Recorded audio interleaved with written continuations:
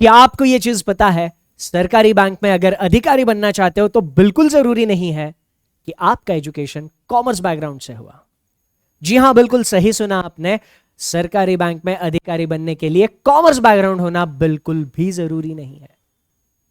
आपका एजुकेशन चाहे साइंस से हुआ हो, चाहे आर्ट्स बैकग्राउंड से हुआ हो, अगर आप अपने ग्रेजुएशन के फाइनल ईयर में हो या फिर आपने अपना ग्रेजुएशन कंप्लीट कर लिया है किसी भी बैकग्राउंड से, कॉमर्स हो जरूरी नहीं है, साइंस बैकग्राउंड से किया हो, इंजीनियरिंग किया हो, या फिर बीएससी, बीसीएस, या फिर आर्ट्स बैकग्राउंड से भी क्यों ना आपने पढ़ाई करी हो, अगर आपका ग्रेजुएशन कंप्लीट है तो आप बैंक में अधिकारी बन सकते हो। कुछ एग्जामिनेशंस होते हैं, उन्हीं एग्जामिनेशंस के बारे में डिटेल में बात करने के लिए ये वीडियो आपके सामने मैं लेकर आया। इधर आप पढ़ रहे थे कि कैसे मिलेगी 20 साल की उम्र में 60,000 की नौकरी। तो बैंक में अगर आप अधिकारी बनते हो तो 55 से 60,000 से सैलरी की शुरुआत होती है। मैंने इधर जो लिखा है वो स्टार्टिंग सैलरी है। 55 से 60,000 से सैलरी की शुरुआत होती है और यही सैलरी आप 1.5 लाख पर महीना भी ले सकते हो। क्या ये 1.5 लाख पर मंथ सभी को सैलरी मिलती है? किस किस को मिलती है, कहां कहां मिलती है और कैसे मिलती है, जानने के लिए यह वीडियो आपको अंत तक देखना है। इसमें सरकारी बैंक में ऑफिसर, जिसको हम bank PO, probationary officer, PO का मतलब प्रोबेशनरी ऑफिसर, कैसे बना जाता है, कौन कौन से एग्जामिनेशंस होते हैं, कब कब होते हैं, कितनी वैकेंसीज आती है, एग्जामिनेशन पैटर्न क्या है, सिलेबस क्या है, ये सारी चीजें डिस्कस करने के बाद आखिरी में मैं आपको सोर्सेस भी बताऊंगा कि इन एग्जामिनेशन की अगर आप तैयारी करना चाहते हो तो आपके पास कौन कौन से सोर्सेज अवेलेबल है, जिसमें मैं बात करूंगा फ्री और पेड दोनों सोर्सेज की। फ्री वाले सोर्सेज भी मैं आपको बताऊंगा कि फ्री वाले सोर्सेज से आप कैसे प्रिपरेशन कर सकते हो। अगर आपकी इच्छा पेड रिसोर्स फॉलो करने की है तो वो भी मैं आपको बता दूंगा, है ना। उसके लिए आपको आखिरी तक देखना है। तो शुरू करें। हम बात कर रहे थे कि सरकारी बैंक में अधिकारी कैसे बना जाता है, पीओ, प्रोबेशनरी ऑफिसर। यार सबसे पहले बात करते हैं कि ये प्रोबेशनरी ऑफिसर पीओ होता क्या है एक्चुअली। आपको पब्लिक सेक्टर बैंक्स पता है? पब्लिक सेक्टर बैंक्स यानी ऐसे बैंक जिन बैंकों में भारत सरकार की हिस्सेदारी 50% से ज्यादा है। 50% से ज्यादा का ओनरशिप जिन बैंकों में भारत सरकार रखती है उनको हम पब्लिक सेक्टर बैंक्स कहते हैं, जिनके नाम आप लोगों के सामने है। इसमें एक नाम कम है, वो कौन सा है मैं आपको बताता हूं। Bank of Baroda, bank of India, bank of Maharashtra, Indian bank, Punjab and Sind bank, central bank of India, Canara bank, Indian overseas bank, UCO bank, Punjab national bank, union bank of India. ये 11 बैंक्स और इनके साथ state bank of India. State bank of India का नाम यहां पर क्यों नहीं है मैं आगे आपको बताता हूं, है ना। तो ये 12 बैंक्स पब्लिक सेक्टर बैंक्स है। अगर इन बैंक में आप अधिकारी बनना चाहते हो तो ये वीडियो आपके लिए। अब अधिकारी, अगर आप कभी इनमें से किसी भी बैंक में गए हो, बैंक में जाने के बाद आपने अगर उस बैंक में एक केबिन देखा होगा, जिस केबिन में उस पूरी ब्रांच का मैनेजर बैठा हुआ रहता है, उस केबिन के बाहर लिखा होता है ब्रांच मैनेजर, शाखा प्रबंधक। तो प्रोबेशनरी ऑफिसर की एग्जामिनेशन जब आप क्लियर करते हो, आपका 2 साल का प्रोबेशन होता है। प्रोबेशन यानी 2 साल का ट्रेनिंग होता है। अब ये मत सोचना यार ट्रेनिंग है तो सैलरी क्या 2 साल बाद शुरू होगी, ना मुन्ना ना। एग्जामिनेशन क्लियर करके जिस दिन आप बैंक में ज्वाइन करते हो उस दिन से आपकी पूरी सैलरी शुरू होती है ना। एग्जामिनेशन के हिसाब से, पोस्ट के हिसाब से सैलरी का डिस्ट्रीब्यूशन भी मैं आपको आगे चल के बताऊंगा। अभी फिलहाल इतना जान लीजिए 60,000 से 1.5 लाख तक पीओ की सैलरी होती है। हाँ?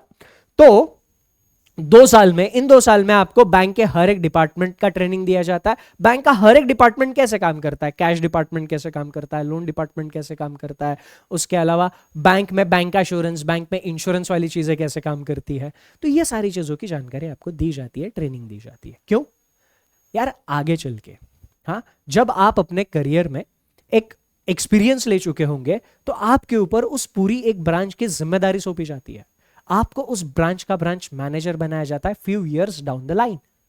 एग्जामिनेशन क्लियर करके ज्वाइन करोगे तो जूनियर मैनेजर या असिस्टेंट मैनेजर की पोजीशन पर आपका ज्वाइनिंग होता है। अब वो असिस्टेंट मैनेजर के पोजीशन पर काम करके कुछ एक्सपीरियंस आपको मिल गया तो आपके एक्सपीरियंस और स्किल के हिसाब से यह डिसाइड किया जाता है कि आपको वो जिम्मेदारी कब सौंपनी है ना। तो वो ब्रांच मैनेजर आप बनते हो ये एग्जामिनेशन क्लियर करके। अब समझ में आ गया बैंक पीओ क्या है, बैंक पीओ क्या है, ये अगर समझ में आ गया तो एक बार थोड़ा सा देख लेते हैं कि यार अगर मुझे ऑफिसर बनना है तो मेरे पास कौन कौन से अवसर है, कितनी अपॉर्चुनिटीज मेरे पास है। पीओ बनने के लिए आपको एक साल में 3 एग्जामिनेशन देने का मौका मिलेगा, सिर्फ एक नहीं 3 मौके मिलेंगे। कौन से? स्टेट बैंक ऑफ इंडिया में प्रोबेशनरी ऑफिसर, मैंने आपको कहा था ना इधर एसबीआई का नाम क्यों नहीं है। इन 11 बैंक के लिए एक एग्जाम होती है। ये जो 11 बैंक्स आपके सामने हैं, इन 11 बैंक में अगर ऑफिसर बनना है तो इन 11 बैंक्स के लिए एक कंबाइन एग्जामिनेशन होती है जिसको हम बोलते हैं आईबीपीएस पीओ, है ना। अब आईबीपीएस पीओ से अगर ये एग्जामिनेशन क्लियर करते हो तो इनमें से किसी ना किसी बैंक में आप ऑफिसर बन जाओगे। स्टेट बैंक ऑफ इंडिया अलग से अपनी खुद की एग्जामिनेशन लेता है। स्टेट बैंक ऑफ इंडिया बोलता है नहीं यार मेरा रुतबा थोड़ा ज्यादा है, मैं बड़ा बैंक है तो मेरे को बहुत अच्छे कैलिबर के लोग चाहिए, तो मैं मेरा एग्जाम अलग लेगा। अब एग्जामिनेशन में अलग लेगा तो उसके बदले में कैंडिडेट को बेनिफिट भी देगा। स्टेट बैंक ऑफ इंडिया में अगर आप पीओ बनते हो तो आपकी शुरुआती सैलरी 80,000 से शुरू होती है, 75-80,000। लोकेशन टू लोकेशन वैरी करती है। मेट्रो सिटी में अगर आप ज्वाइन होते हो as a state bank of India PO, है ना, मेट्रो सिटी मुंबई, दिल्ली, चेन्नई, बैंगलोर, अगर मेट्रो सिटी में आप एसबीआई पीओ बन जाते हो तो आपकी सैलरी 1.5 लाख से ज्यादा होती है। पिछले साल का जो एसबीआई पीओ का नोटिफिकेशन आया था उस नोटिफिकेशन में साफ साफ लिखा था कि मेट्रो सिटी में 18 लाख से ज्यादा का पैकेज एसबीआई पीओ को मिलेगा। 18 लाख से ज्यादा का पैकेज, पहली सैलरी की मैं बात कर रहा हूं, 1.5 लाख से ज्यादा मेट्रो सिटी में SBI PO. On an average 90,000 से लेके 1 लाख के बीच में एसबीआई पीओ की सैलरी वैरी करती है। लोकेशन के हिसाब से अलाउंसेस चेंज होते हैं, तो ये लोकेशन के हिसाब से जैसे जैसे अलाउंसेस चेंज होते हैं वैसे वैसे सैलरी वैरी करते रहती है। तो ये एसबीआई पीओ और आईबीपीएस पीओ के बारे में बोला। ये आरआरबी क्या है? हर एक स्टेट का अपना खुद का ग्रामीण बैंक होता है। महाराष्ट्र की बात करूं तो महाराष्ट्र ग्रामीण बैंक, यूपी की बात करूं तो उत्तर प्रदेश ग्रामीण बैंक, ऐसे हर एक स्टेट का अपना ग्रामीण बैंक होता है, रीजनल रूरल बैंक। तो अगर आप रीजनल रूरल बैंक में प्रोबेशनरी ऑफिसर बनना चाहते हो तो आरआरबी पीओ का एग्जामिनेशन होता है। तो साल में कितने एग्जामिनेशन होते हैं आपको? 3 ऑफिसर बनने के लिए, है ना। अब थोड़ी सी मजेदार बात और है जो आगे चल के मैं आपको बताने वाला हूं। तो ऑफिसर बनने के लिए 3 एग्जामिनेशंस होते हैं। इन तीनों की वैकेंसीज का ट्रेंड अब तक क्या रहा है एक बार देख लेते हैं। 2021 से 2025 तक का ट्रेंड है। एसबीआई पीओ 2056 वैकेंसीज 21 में, 1673 वैकेंसीज 22 में, 2023 में 2000 वैकेंसीज, 2024 में 600, 2025 में 541। अब आपको थोड़ा सा ये देखकर अगर टेंशन आ रहा हो तो मैं आपको थोड़ा सा बता दूं, इधर एसबीआई पीओ के नोटिफिकेशन के शेड्यूल एडजस्ट करने के लिए ये थोड़ी सी कम वैकेंसीज दिख रही है। 2020 से पहले यानी कोरोना आने से पहले एसबीआई पीओ का एग्जामिनेशन साल का सबसे पहला एग्जामिनेशन होता था। मतलब बैंकिंग एग्जामिनेशन की शुरुआत ही एसबीआई पीओ करता था 2020 से पहले। कोरोना के टाइम में एग्जामिनेशन का शेड्यूल डिस्टर्ब हुआ तो एसबीआई पीओ का एग्जामिनेशन कभी दिसंबर में हुआ, कभी नवंबर में हुआ। तो एसबीआई को अपना ये शेड्यूल ठीक करना था, इसीलिए इन्होंने एक साल में लगभग 2 बार एसबीआई पीओ का नोटिफिकेशन निकाले। एक ही साल में नोटिफिकेशन, एक साल में 2 बार आए, एग्जामिनेशन 6-7 महीने के गैप में हुए, इसलिए इधर कम वैकेंसीज दिख रही है। आईबीपीएस पीओ की वैकेंसीज का ट्रेंड देख लो 2021 से 25 तक 4000, 6000, 6500, 3000, लगभग 6000, 5200। आरआरबी पीओ की वैकेंसीज 4800, 2600, 2400, 3500, 3900 आरआरबी की वैकेंसीज का ट्रेंड। यानी यार, और सबसे मजे की बात क्या है पता है? तीनों एग्जामिनेशन के लिए सेम सिलेबस है, सेम चीज पढ़नी है, कुछ अलग नहीं पढ़ना है। जो इसके लिए पढ़ोगे वही इसमें आएगा, वही इसमें आएगा। सिर्फ एक एग्जाम की कायदे से तैयारी करनी है, सारे एग्जाम की तैयारी हो जाती है। यह बैंक एग्जामिनेशन के सिलेबस की खूबसूरती है। मजे की बात क्या है पता है? यह मैं अभी आपको ऑफिसर का बता रहा हूं, बैंक में अगर क्लर्क बनना चाहो तब भी यही सिलेबस है। मतलब आपने इस एग्जाम के लिए पढ़ लिया अगर, तो बैंक क्लर्क के भी सारे एग्जाम दे सकते हो। क्लर्क के बारे में किसी अलग वीडियो में बात करेंगे, फिलहाल इस वीडियो में सिर्फ फोकस पीओ पे रखेंगे। सिलेबस सेम है, अभी बस इतना बता रहा हूं। है ना। तो ये अपॉर्चुनिटीज आपके सामने है यार, ऐसा नहीं है कि एक बार एग्जाम देने का मौका मिलेगा, नहीं ना सर, 3 मौके मिलेंगे आपको। इसमें कुछ गलती हुई, ऑब्जर्व करो, इसमें सुधारो, इसमें भी कुछ कम ज्यादा हुआ तो इसमें सुधारो, और वैकेंसीज भी अच्छी खासी आ रही है। तो इतनी सारी, मैं टोटल बैंकिंग एग्जामिनेशन की अगर बात करूं, पीओ, क्लर्क और छोटे मोटे बैंक एग्जामिनेशंस, तो एक साल में 40 से 50 हजार के बीच में टोटल वैकेंसीज आती है। सारी छोटी मोटी बैंक की वैकेंसीज अगर मिला दो, सिलेबस वही है, सिलेबस वही है ना। फिलहाल इस वीडियो में हमने स्कोप सिर्फ और सिर्फ पीओ के अराउंड रेस्ट्रिक्ट किया हुआ है। ये अभी आपके सामने कैलेंडर है। कैलेंडर का क्या मतलब होता है? आईबीपीएस पीओ की एक अच्छी बात है, कई सारी अच्छी बातों में से एक अच्छी बात है, कई सारी अच्छी बात है आईबीपीएस की। तो अच्छी बात क्या है? आईबीपीएस जनवरी में ही डिक्लेयर कर देता है कि मैं इस साल के एग्जामिनेशंस कब कब दूंगा। तो ये कैलेंडर है। अब ये कैलेंडर में अगर ऐसे देख के आपको इधर एग्जैक्ट डेट्स है, जैसे आईबीपीएस पीओ का प्रिलिमिनरी एग्जामिनेशन है ना। अब ये प्रिलिमिनरी एग्जामिनेशन क्या होता है, मेंस एग्जामिनेशन क्या होता है, ये आगे चल के हम एग्जाम के फेजेस के बारे में बात करेंगे तो और ज्यादा क्लियर हो जाएगा, है ना।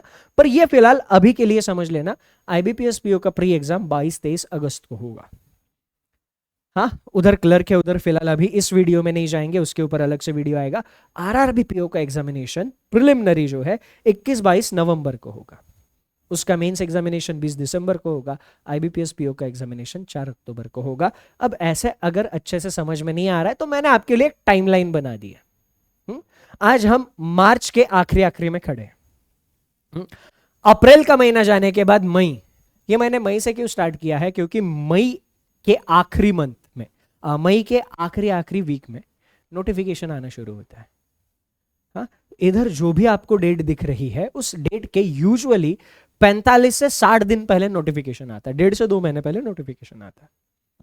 तो मई के लास्ट वीक में यूजुअली नोटिफिकेशन आना शुरू होता है। तो मई, जून, जुलाई, अगस्त में आईबीपीएस पीओ का प्रीलिम्स एग्जामिनेशन होगा। ये टाइमलाइन है, अब आपको अच्छे से क्लियर होगा। अगस्त में आईबीपीएस पीओ का प्रीलिम्स, सितंबर में आपकी कोई एग्जाम नहीं है, अक्टूबर में आईबीपीएस पीओ का मेंस, इसकी जो प्रीलिम्स दी उसका मेंस, क्लर्क की बात बाद में करेंगे अलग वीडियो में। नवंबर में आईबीपीएस आरआरबी पीओ का प्रीलिम्स है, हाँ, और दिसंबर में आरआरबी पीओ का मेंस है, आरआरबी पीओ का मेंस, ठीक। क्लर्क के बाद दूसरे। अब आप बोलोगे यार सर इसमें तो एसबीआई नहीं है। एसबीआई पहले से अपनी डेट्स डिक्लेयर नहीं करता, बट अभी कुछ 1-2 महीने पहले फाइनेंस मिनिस्ट्री ने एक सर्कुलर निकाला था जिसमें यह साफ साफ बोल दिया था कि बैंकों को एग्जामिनेशन स्ट्रीमलाइन करने चाहिए। उस हिसाब से इस साल का सबसे पहला एग्जामिनेशन एसबीआई पीओ होगा। तो एसबीआई पीओ आपका अगस्त में आईबीपीएस पीओ पहले, उससे पहले होगा। तो सबसे पहला एग्जामिनेशन आपका एसबीआई पीओ का होगा, उसके बाद आईबीपीएस पीओ, उसके बाद आरआरबी पीओ, ये सीक्वेंस है। तो एग्जामिनेशन की टाइमलाइन क्लियर हो गई आपको। IBPS PO and RRB PO के तो डेट्स फिक्स है, इन्हीं डेट्स पर एग्जाम होंगे अनलेस एंड अनटिल कुछ बहुत बड़ा ब्लंडर नहीं होता जैसे कोरोना में हुआ था। कोरोना को छोड़कर बहुत rarest of the rare case में आईबीपीएस का कैलेंडर चेंज हुआ है। एकदम अनअवॉइडेबल सर्कमस्टेंसेस में आईबीपीएस का कैलेंडर चेंज होता है।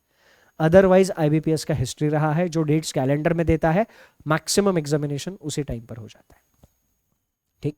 तो ये टाइमलाइन क्लियर करने के बाद थोड़ा सा देख लो कि ये एग्जामिनेशन दे कौन सकता है। एजुकेशनल क्वालिफिकेशन क्या है? जैसे कि मैंने आपको वीडियो की शुरुआत में कहा था यार, कोई बाइंडिंग नहीं है कि आपका एजुकेशन कॉमर्स से ही हुआ हो, कोई कंपल्शन नहीं है। आपने किसी भी स्ट्रीम से ग्रेजुएशन कंप्लीट किया हो तो आप ये एग्जाम दे सकते हो, किसी भी स्ट्रीम से, साइंस से करो, आर्ट से करो, कॉमर्स से करो। अगर आपके अंदर वो गुर्दा है जो इस एग्जाम का सिलेबस है, उस एग्जाम के सिलेबस को आप कंप्लीट कर सकते हो तो ये एग्जाम आप दे सकते हो। एज क्या होनी चाहिए? एसबीआई पीओ की एग्जाम देने के लिए मिनिमम एज 21 साल, मैक्सिमम एज 30 साल, 21 से 30 के बीच में। अब इसके अलावा जो कैटेगरी के स्टूडेंट होते हैं उनको कैटेगरी का रिलैक्सेशन मिलता है। ओबीसी के स्टूडेंट और 3 साल दे सकते हैं, मतलब 33 साल तक दे सकते हैं। एससी एसटी के स्टूडेंट और 5 साल यानी 35 साल तक दे सकते हैं, है ना। तो अपने अपने कैटेगरी के हिसाब से रिलैक्सेशन हर एग्जाम में एप्लीकेबल है, आईबीपीएस पीओ में भी, आरआरबी पीओ में भी। आईबीपीएस पीओ में मिनिमम एज 20 साल और मैक्सिमम एज 30 साल होनी चाहिए। आरआरबी पीओ में 18 से 30, बट वही है कि आपका ग्रेजुएशन कंप्लीट होना चाहिए। अगर आपने कहीं ऐसा कुछ पढ़ा है, ज्यादा क्रांतिकारी काम किया है कि 18 साल में ही आपने ग्रेजुएशन कंप्लीट कर लिया, आप दे सकते हो। ग्रेजुएशन कंप्लीट होना चाहिए और आपका एज इसके बीच में होना चाहिए, तो आप ये एग्जाम्स दे सकते हो। एग्जाम का टाइमलाइन बता दिया, कौन कौन ये एग्जामिनेशन दे सकता है मैंने आपको बता दिया। अब आगे बचता क्या है सर, एग्जाम का प्रारूप कैसा है ये बताओ, एग्जाम का स्ट्रक्चर कैसा है। तो अगर ये स्लाइड आप ध्यान से देखोगे ना तो आपको पूरा का पूरा पैटर्न क्लियर होगा। सर क्या है इसमें, 4 सब्जेक्ट 3 एग्जाम, सिलेक्शन पक्का।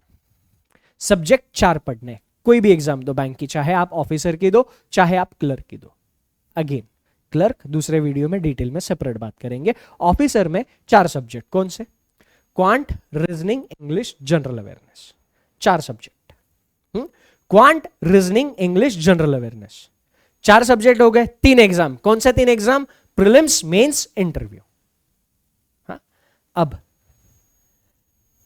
इन 4 सब्जेक्ट में ये जो 3 सब्जेक्ट है ये प्रीलिम्स में आता है, क्वांट, रीजनिंग एंड इंग्लिश। इसमें भी इंग्लिश ऐसा सब्जेक्ट है जो आरआरबी पीओ के प्रीलिम्स में नहीं होता। आरआरबी पीओ के प्रीलिम्स में सिर्फ 2 सब्जेक्ट आते हैं। आगे वाली स्लाइड पर डिटेल में मैं बात करूंगा कौन से एग्जाम में कौन सा सब्जेक्ट कितने मार्क के कितने क्वेश्चन के लिए आता है, डिटेल में बात होगी, आगे स्लाइड है। अभी के लिए मैं बस आपको एक ओवरऑल स्ट्रक्चर बता रहा हूं। सर ये 4 सब्जेक्ट है जिसमें से ये 3 प्रीलिम्स में आते हैं। जनरल अवेयरनेस ऐसा सब्जेक्ट है जो सिर्फ मेंस में आता है, मेंस में ये 4 सब्जेक्ट आएंगे। तो प्री में 3, मेंस में ये 4 सब्जेक्ट। क्वांट भी आएगा, रीजनिंग भी आएगा, इंग्लिश भी आएगा और जनरल अवेयरनेस भी आएगा, मेंस में ऐसा होगा। अब एग्जाम स्ट्रक्चर, प्रीलिम्स और मेंस, ये बात बाद में होने वाली है, बट अभी जस्ट बता देता हूं कि ये 2 एग्जामिनेशन क्लर्क के लिए, क्लर्क सिर्फ 2 एग्जाम देके बन सकते हो आप। ऑफिसर बनने के लिए तीसरा फेज आता है इंटरव्यू। प्रीलिम्स क्वालिफाइंग नेचर का होता है, प्रीलिम्स एग्जामिनेशन दे दो, प्रीलिम्स एग्जामिनेशन आपने क्लियर कर ली तो आप मेंस एग्जाम के लिए एलिजिबल हो जाते हो। मेंस एग्जामिनेशन में आप अगर क्लियर करते हो तो आपको इंटरव्यू के लिए बुलाया जाता है। आपका इंटरव्यू लेने के बाद आपके मेंस के और इंटरव्यू के मार्क्स जोड़कर फाइनल कट ऑफ बनाया जाता है। प्रीलिम्स के मार्क सिर्फ क्वालिफाइंग नेचर के होंगे। प्रीलिम्स के मार्क का सिर्फ इतना रोल होगा कि आप मेंस एग्जामिनेशन दे पाओगे या नहीं दे पाओगे, डिसाइड करता है। मेंस एग्जामिनेशन के और इंटरव्यू के मार्क्स मिलाकर आपका फाइनल सिलेक्शन होता है। तो ये एग्जाम का ओवरऑल स्ट्रक्चर है। स्ट्रक्चर क्लियर हो गया, सब्जेक्ट क्लियर हो गया। सब्जेक्ट कितने, 4, एग्जाम कितने, 3, pre, mains, interview. Exam pattern की बात करते हैं, आपके सामने अभी प्रीलिम्स का एग्जाम पैटर्न है। हाँ, तो प्रीलिम्स में कौन से सब्जेक्ट, रीजनिंग, क्वांट, इंग्लिश। आरआरबीपीओ में अगर आप देख रहे हो तो आरआरबीपीओ में इंग्लिश है नहीं, इसीलिए ज्यादातर स्टूडेंट जिनको इंग्लिश, जिनके जिंदगी में जहर घोल के रखा है, हाँ इंग्लिश ने जिनके जिंदगी में जहर घोल के रखा है, वो लोग आरआरबीपीओ को प्यार करते हैं कि इंग्लिश है ही नहीं इसमें। हाँ, तो प्रीलिम्स में इंग्लिश नहीं है और मेंस में आपके पास ऑप्शन है इंग्लिश लेना है कि हिंदी लेना है, वैसा बाकी किसी एग्जाम में नहीं, सिर्फ आरआरबी में है। हाँ? तो आरआरबी में केवल मैथ्स और रीजनिंग आएगा। स्ट्रक्चर क्या है, 40 क्वेश्चंस आएंगे 40 मार्क के लिए, किसके, रीजनिंग के। तो आरआरबी पीओ में प्रीलिम्स में 40 क्वेश्चन 40 मार्क 25 मिनट का टाइम होगा। क्वांट में 40 क्वेश्चन 40 मार्क 20 मिनट का टाइम होगा। तो टोटल 45 मिनट का टाइम आपको मिलता है और 80 क्वेश्चन 80 मार्क के लिए। आरआरबी पीओ का प्रीलिम्स 80 मार्क का होता है। कितने मार्क लाने होता है सर, आरआरबी का कट ऑफ हर स्टेट के हिसाब से अलग अलग होता है। आपको अपनी स्टेट का कट ऑफ जानना है तो जस्ट गूगल कर लेना, है ना। आरआरबीपीओ 2025 cut off Maharashtra, आरआरबीपीओ 2025 cut off Gujarat, आरआरबीपीओ 2025 cut off Karnataka. जो भी आपका स्टेट है उसका आप गूगल पर डाल दीजिए, आपको मिल जाएगा। तो यूजुअली अगर मैं बताऊं तो मैक्सिमम स्टेट्स में आरआरबीपीओ का कट ऑफ 80 में से 50 से 60 के बीच में रहता है। मैक्सिमम स्टेट में 50 से 60 के बीच में।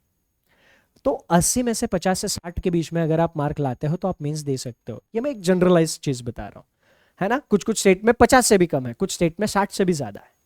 हाँ, तो मैंने एक ऑन एन एवरेज बता दिया आपको। तो आरआरबीपीओ का ये सिनेरियो है। आईबीपीएस पीओ में तीनों सब्जेक्ट आएंगे। रीजनिंग में 35 क्वेश्चन 40 मार्क के लिए होंगे। हाँ, इसमें 20 मिनट का टाइम होगा। इसमें मैंने टाइम लिखा नहीं है क्योंकि आईबीपीएस पीओ एसबीआई पीओ दोनों एग्जाम में तीनों सब्जेक्ट के लिए 20-20 मिनट का टाइम मिलता है। 20 मिनट रीजनिंग को, 20 मिनट क्वांट को, 20 मिनट इंग्लिश को। आरआरबीपीओ में 25 मिनट रीजनिंग को मिला, 20 मिनट क्वांट को मिला, है ना। तो इन दोनों में कोई भेदभाव नहीं, सारे सब्जेक्ट 20-20 मिनट।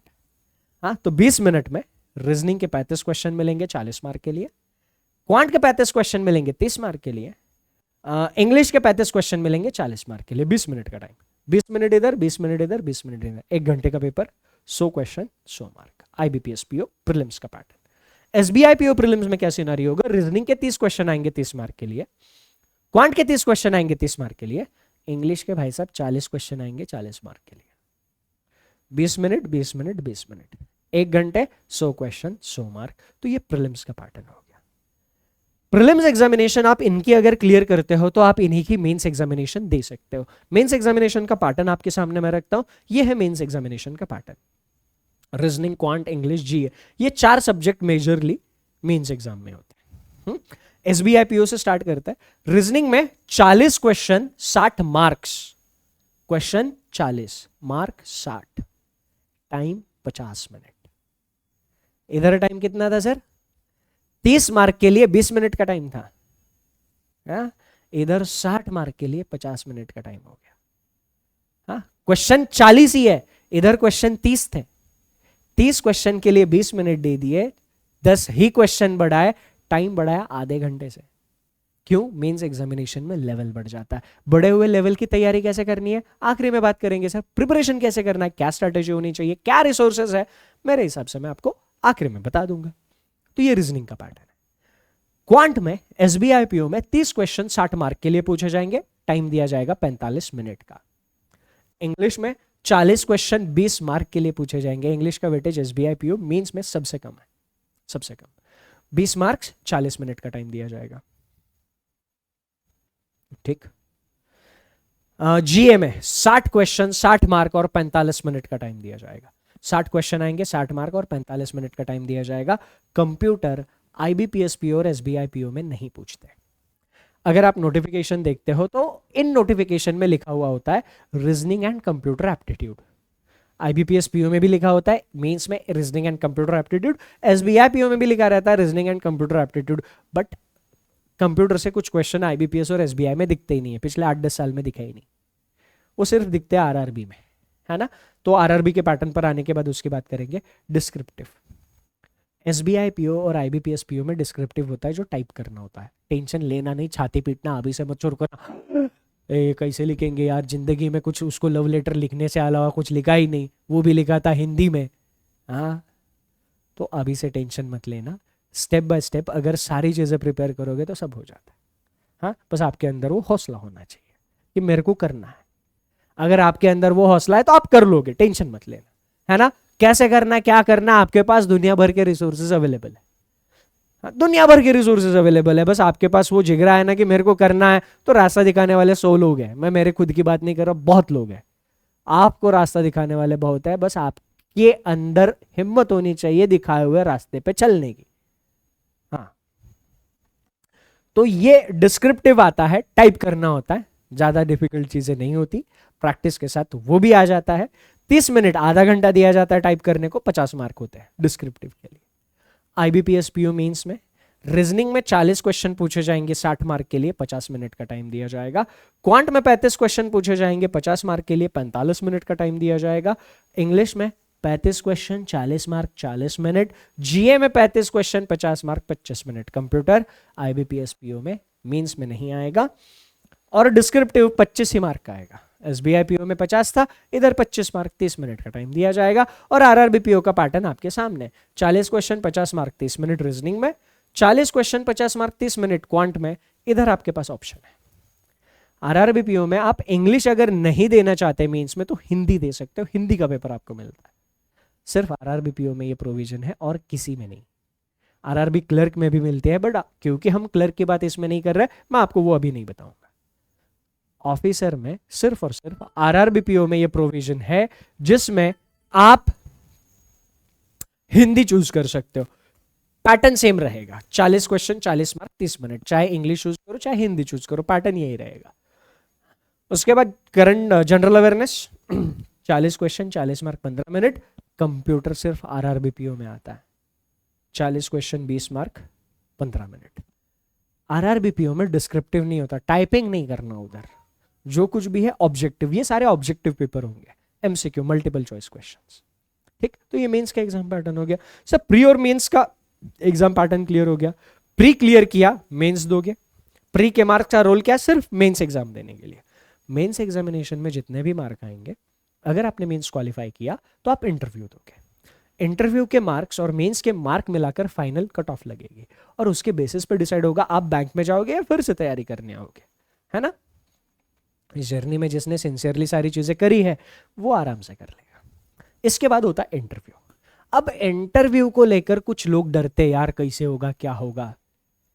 यार मेरे पापा ने एक बात कही थी, हाँ, जिस इंसान को तैरना नहीं आता ना, उसको पानी में छलांग लगा देनी चाहिए। पानी में डूबने के बाद, पानी में गिरने के बाद हाथ पैर हिलाकर जैसे तैसे इंसान तैरना सीख जाता है। अगर वो वही एफर्ट कंटिन्यू रखता रहा तो वो तैरने में एक अच्छा इंसान बन जाता है। तो वैसे ही किसी भी चीज का टेंशन अगर आता है ना, तो पहले तो ये डिटर्मिनेशन, ये माइंडसेट होना चाहिए, साला कर लूंगा, उसकी उतनी औकात नहीं है जो मेरे को ज्यादा देर तक परेशान करे। परेशान करेगी कभी ना कभी, कोई ना कोई चीज हर किसी को कहीं ना कहीं परेशान करेगी। बस ये आपके एटीट्यूड और आपके एफर्ट के ऊपर डिपेंड करता है कि वो चीज कितने देर तक आपको परेशान करते रहती है, और क्या वो चीज आपके उस जर्नी की एंड का रीजन बनती है, या फिर आपको और ज्यादा एनर्जी देती है, और ज्यादा क्यूरियोसिटी और एक्साइटमेंट आपके अंदर पैदा करती है कि आगे क्या होगा। तो ये दोनों माइंडसेट अलग अलग है। जिनकी जर्नी क्विट करने की इच्छा होती है वो ज्यादा देर तक आगे कंटिन्यू नहीं करता, सिलेक्शन नहीं होता। बट जिनके अंदर जिगरा होता है, जो भी प्रॉब्लम है उसको खत्म करके आगे बढ़ो, वो सिलेक्शन तक पहुंच जाता है। लाखों कहानियां सुनी है हमने, बहुत सारी कहानियां सुनी है ना। तैयारी कहां से करनी है, पहले मैं आपको फ्री सोर्सेस के बारे में बताता हूं। क्योंकि मैं रीजनिंग सब्जेक्ट आप लोगों को गाइड करता हूं, तो फिलहाल मैं रीजनिंग के बारे में आपको बता रहा हूं। रीजनिंग की कोई भी एग्जाम हो, कोई भी, प्रीलिम्स हो, मेंस हो, या फिर आरआरबीपीओ हो, एसबीआई पीओ हो, या फिर आईबीपीएस पीओ, किसी भी एग्जामिनेशन में रीजनिंग का एक टॉपिक सबसे ज्यादा इंपॉर्टेंट है, पजल्स। टॉपिक का नाम क्या है सर, पजल्स। अगर आपको बैंकिंग एग्जाम का सिलेबस डिटेल में जानना है तो इस वीडियो में मैं सिलेबस के ऊपर ज्यादा बात नहीं करूंगा, क्योंकि सिलेबस के ऊपर एक ऑलरेडी वीडियो में बना चुका हूं। आपको यूट्यूब पर सर्च करना है bank exams 2026 complete syllabus by Sachin sir. मेरा नाम अभी तक मैंने बताया नहीं, मेरा नाम है सचिन अडेकर, इधर लिखा नहीं है, ठीक है। क्या सर्च करोगे, सिलेबस का कंप्लीट वीडियो, उस एक वीडियो में सिर्फ और सिर्फ सिलेबस के ऊपर बात करिए। Bank exams 2026 complete syllabus by Sachin sir, YouTube पे सर्च करो। एक आई गेस 25 या 30 मिनट का वीडियो है, कंप्लीट सिलेबस का डिस्कशन है। तो आपके सिलेबस में, मैं सिर्फ रीजनिंग की बात नहीं कर रहा हूं, आपके सिलेबस में सबसे ज्यादा इंपॉर्टेंट टॉपिक पजल है। सबसे ज्यादा पूरे सिलेबस में सबसे ज्यादा वेटेज इसी टॉपिक का है, प्री और मेंस दोनों मिला के सारे टॉपिक्स में। तो इस एक टॉपिक का पूरा बेसिक एक वीडियो में मैंने डिस्कस किया है, जो आपके सामने है, 251 rules of puzzles by Sachin sir. YouTube पर completely free of cost available है। 13 घंटे का वीडियो है सर, 12 घंटे 44 मिनट समथिंग, 12 घंटे 44 मिनट का वीडियो है, अप्रोक्सीमेटली 13 घंटे। 13 घंटे के इस वीडियो में पजल का पूरा बेसिक डिस्कस किया है। आपने इससे पहले पजल पढ़े हो या ना पढ़े हो, अगर पढ़े हैं पर आपको पजल में दिक्कत है, ये वीडियो आपके लिए है। अगर पजल पढ़े ही नहीं है तो पजल की शुरुआत यही से होती है, यही से पजल की शुरुआत होती है। और ये करने के बाद चाहे प्री हो, चाहे मेंस हो, चाहे आरआरबी, चाहे आईबीपीएस, चाहे एसबीआई, इसके बाद आपको पजल में हेडेक है ही नहीं, सिर्फ प्रैक्टिस करनी है इसके बाद। तो ये वीडियो आप सबको देखना है, फ्री ऑफ कॉस्ट है, यूट्यूब पर अवेलेबल है, 13 घंटे का वीडियो है। इसके अलावा जब सिलेबस का वीडियो आप देखोगे, उसमें आप रीजनिंग के बाकी के टॉपिक के बारे में जानोगे। तो रीजनिंग के बाकी के टॉपिक भी आपको एक प्लेलिस्ट में मिल जाएंगे। काम क्या करना है, जो टॉपिक पढ़ना है वो टॉपिक लिखना, आगे सिर्फ one shot bye Sachin sir लिखना। सिलोजिज्म पढ़ना है, syllogism one shot bye Sachin sir, 5.5 घंटे की वीडियो है, सिलोजिज्म पूरा मिल जाएगा। आपको ब्लड रिलेशन पढ़ना है, blood relation one shot bye Sachin sir, YouTube पर डालना, हाँ, 4 घंटे 17 मिनट की वीडियो है। आपको इनइक्वालिटी पढ़ना है, inequality one shot bye Sachin sir डालो, आपको 6 घंटे की वीडियो मिल जाएगी। जो टॉपिक पढ़ना है वो टॉपिक यूट्यूब पर डालो, उसके आगे one shot bye Sachin sir लिखो, रीजनिंग दन दे दनादन रीजनिंग से प्यार हो जाएगा। इतने प्यार से रीजनिंग डिस्कस करी है मैंने, फ्री ऑफ कॉस्ट सब मिलेगा इसमें। अब जिन लोगों को यहां तक जानना था मैंने बता दिया। अब इसके आगे मैं पेड सोर्स की बात करने वाला हूं। जो लोग इंटरेस्टेड नहीं है वो लोग वीडियो यहीं पे देखना बंद करो, क्योंकि आगे पेड सोर्स की बात करूंगा। अगर आपको इंटरेस्ट है ही नहीं तो बैंक पीओ बनने के लिए जो चीजें जरूरी थी, जो इंपॉर्टेंट थी, मैंने सारी बता दी। अब इसके बाद आपको करना क्या है सर, आपको तैयारी करनी है। तैयारी करने के लिए रीजनिंग का सोर्स मैंने बता दिया। अब रीजनिंग में भी पेड सोर्स है, ये फ्री वाला बता दिया। अब पेड सोर्स में क्या इंटरेस्टिंग चीजें है, क्या और एडिशनल मिलता है, ये जिन जिन को जानना है सिर्फ वो आगे देखना। पेड सोर्स क्या है सर, अभी हमने एक बैच लॉन्च करी है, Rudra bank PO foundation batch. तो ये फाउंडेशन बैच है एकदम जीरो से, जिसको कुछ भी नॉलेज नहीं है बैंक एग्जाम का, हाँ कुछ नहीं पता, टट्टू कुछ नहीं पता बैंक एग्जाम में क्या आता है क्या नहीं आता, ये रीजनिंग किस खेत का मूली है, ये क्वांट क्या है, ये इंग्लिश क्या है, हाँ और ये जीए का क्या माजरा है, जिसको कुछ भी नहीं पता, एकदम जीरो से एकदम सिलेक्शन वाले लेवल तक जो भी लोग तैयारी करना चाहते हैं उनके लिए ये बैच है। क्या मिलता है सर आपको बैच में? आपको बैच में लाइव लेक्चर्स मिलते हैं। अब ये लाइव लेक्चर्स में आपके कॉन्सेप्ट क्लियर होते हैं, कॉन्सेप्ट हम आपके साथ डिस्कस करते हैं। अगर कॉन्सेप्ट डिस्कशन के वक्त कुछ डाउट आया तो आप उधर पूछ सकते हो। अब आप में से कुछ लोग ऐसे होंगे जो लाइव नहीं देख पाएंगे, वो रिकॉर्डेड देखेंगे, तो उनके लिए इस लाइव का रिकॉर्डेड भी रहेगा। लाइव लेक्चर कंप्लीट होने के बाद उसका रिकॉर्डिंग भी आपके पास अवेलेबल रहेगा। अगर आप रिकॉर्डेड देख रहे हो तो डाउट कहां पूछोगे? डाउट प्लेटफॉर्म है जो 24/7 एक्टिव रहता है, 24 घंटे हफ्ते के 7 दिन वो एक्टिव रहता है। आप जब भी लेक्चर लाइव देखा आपने, लाइव में देखते वक्त डाउट नहीं आया, बाद में रिकॉर्डेड देख रहे हो डाउट आया, तो डाउट प्लेटफॉर्म पे आप अपना डाउट डाल दीजिए। 24 घंटे डाउट प्लेटफॉर्म एक्टिव रहता है। डाउट प्लेटफॉर्म पे डाउट डालने के बाद हमारी टीम आपके डाउट का रेजोल्यूशन दे देगी, तो डाउट का कोई समस्या है ही नहीं। और वैसे भी यार मतलब हर लेक्चर के इंट्रोडक्टरी सेशन में मैं बोलता हूँ यार, अगर डाउट आए ना 2 से 3 बार लेक्चर रिवाइंड करके देखोगे ना, डाउट बचते ही नहीं है। 99.99% केसेस में डाउट बचते ही नहीं है।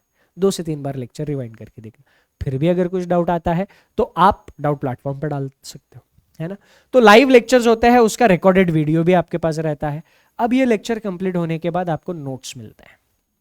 नोट्स हम लोग देते हैं, पर हम अपने तरफ से नोट्स देते हैं, पर सजेशन ये रहता है कि आप अपने खुद के नोट्स बनाओ, ज्यादा सही होता है आपके लिए। तो नोट्स हम भी देते हैं इस सजेशन के साथ कि आप अपने खुद के नोट्स बनाओ। तो लाइव लेक्चर्स रिकॉर्डेड वीडियोस के साथ, उसके साथ नोट्स रिवाइज करने के लिए। लेक्चर देखा, कॉन्सेप्ट क्लियर किया, नोट्स से रिवाइज किया, फिर आपको चाहिए होती है प्रैक्टिस।